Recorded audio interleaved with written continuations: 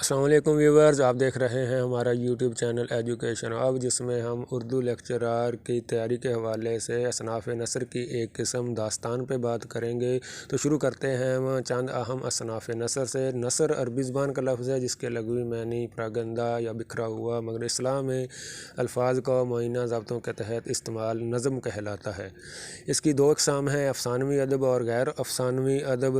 افسانوی اور غیر افسانوی ادب کی متعدد قسموں میں افسانوی ادب جو ہے، اس میں پہلی قسم داستان ہے، ناول ہے، افسانہ اور ڈرامہ ہے۔ تو بات کرتے ہیں داستان کی۔ داستان جو ہے کہنے کی چیز کو کہانی کہتے ہیں۔ کہانی کا مترادف لفظ قصہ یا حکایت ہے، اور داستان قصے کہانی کی قدیم ترین قسم ہے۔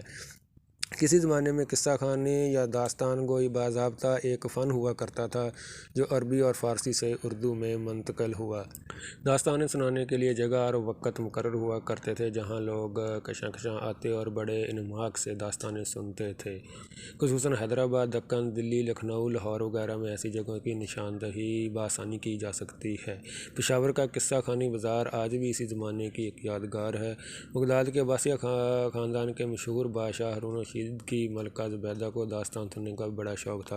الف لیلہ قصے کی ایک مشہور کتاب کا نام ہے۔ اس کتاب کی کل داستانیں سمرقند کی شہزادی ویرزادی نے اپنی بہن سے، جس کا نام تھا، 1000 راتوں میں بیان کی۔ بعد میں یہ کتاب اتنی مقبول ہوئی کہ اس کا انگریزی، فرانسیسی، عربی، فارسی اور بہت سی زبانوں میں ترجمہ ہوا۔ قصہ چہار درویش کا امیر احمد دہلوی نے باغ و بہار کے نام سے ڈاکٹر جان کلیس کے اما پر فورٹ ولیم کالج کلکتہ کے پلیٹ فارم سے 1802 میں اردو میں لکھا۔ اردو نثر کا باقاعدہ آغاز بھی فورٹ ولیم کالج کلکتہ سے ہوتا ہے، جہاں مین امن کے علاوہ حیدر بخش حیدری نے آرائش محفل اور طوطا کہانی، خلیل خاں عشق نے داستانِ امیر حمزہ ہفت گلشن 1801 میں لکھیں۔ داستان امیر حمزہ ان کے علاوہ بہت سی داستانیں لکھیں، مگر ان داستانوں نے اپنے منفرد انداز بیان اور سلیبس کے سبب باغ و بہار کو سب سے زیادہ مقبولیت کا درجہ ملا۔ اردو میں داستان نویسی کا دور تقریباً ایک صدی تک قائم رہا۔ قدیم داستانیں اپنی خوبیوں کی بدولت انتہائی دلچسپ ہوا کرتی تھی، بلکہ یہ اخلاقی اقدار کی عکاسی بھی کرتی۔ انگریزی ادب کے فروغ نے ہمیں داستان سے بیگانہ کر دیا اور اس کی جگہ ناول نے لے لی۔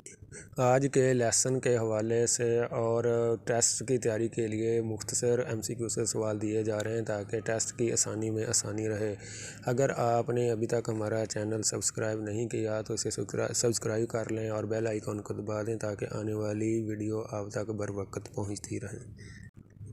اللہ تعالی ہم سب کا حامی و ناصر ہو۔